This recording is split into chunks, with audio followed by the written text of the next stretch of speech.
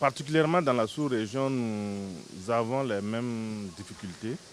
Il y a d'abord l'accès à la source, hein, l'accès au butane.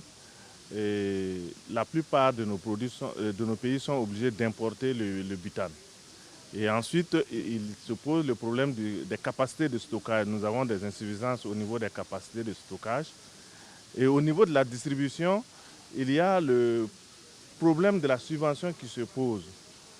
Pour permettre à nos populations d'avoir accès au butane, la quasi-totalité de nos pays ont décidé de subventionner les produits pétroliers gazeux.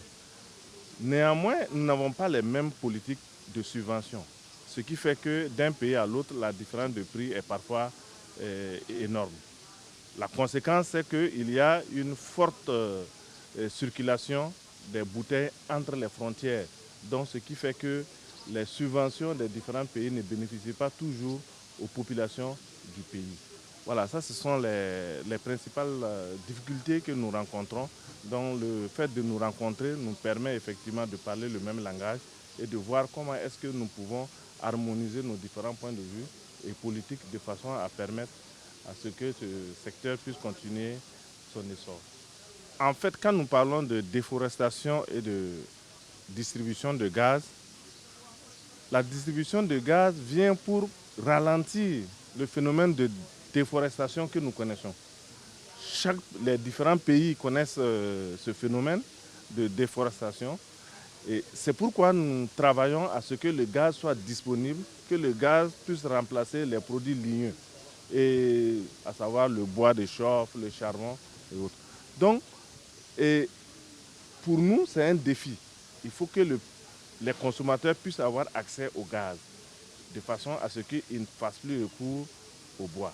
Mais pour que cela puisse être une réalité, il faut faire en sorte que le prix du gaz soit nettement inférieur au prix du bois pour essayer de casser effectivement l'habitude que les gens avaient à utiliser le bois. Et aujourd'hui, il y a effectivement la subvention des produits. Au Burkina, par exemple, c'est plus de 20 milliards que l'État est obligé d'utiliser chaque année pour subventionner le gaz. Et compte tenu du fait que le gaz est aujourd'hui moins cher que le bois, les populations ont recours systématiquement au gaz. Ce qui fait que le taux de croissance de la consommation de gaz est très important. Et on passe très facilement de 20 milliards à 25-30 milliards d'une année à l'autre. Au niveau du Sénégal, vous savez, on est un peu comme tous les pays limitrophes. Donc on est sur un rythme de consommation assez soutenu. On est sur des capacités de stockage qui sont quand même faibles. Et ce qui fait que nos logistiques, en particulier nos quais de chargement, nos quais de déchargement, sont assez utilisés. Donc sont utilisés à des taux de rotation très énormes. Donc le butane, vous le savez tous, de par toutes les politiques qui ont été mises en œuvre par tous les pouvoirs qui sont passés au niveau du Sénégal, mais au niveau de la sous-région aussi, le butane est en consommation croissante.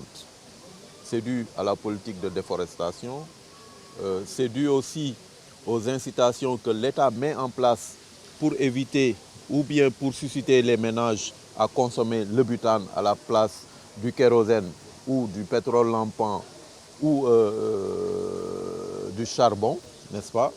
Et tout ceci regroupe un peu par ces différents aspects qu'on vient de souligner la situation sur le butane.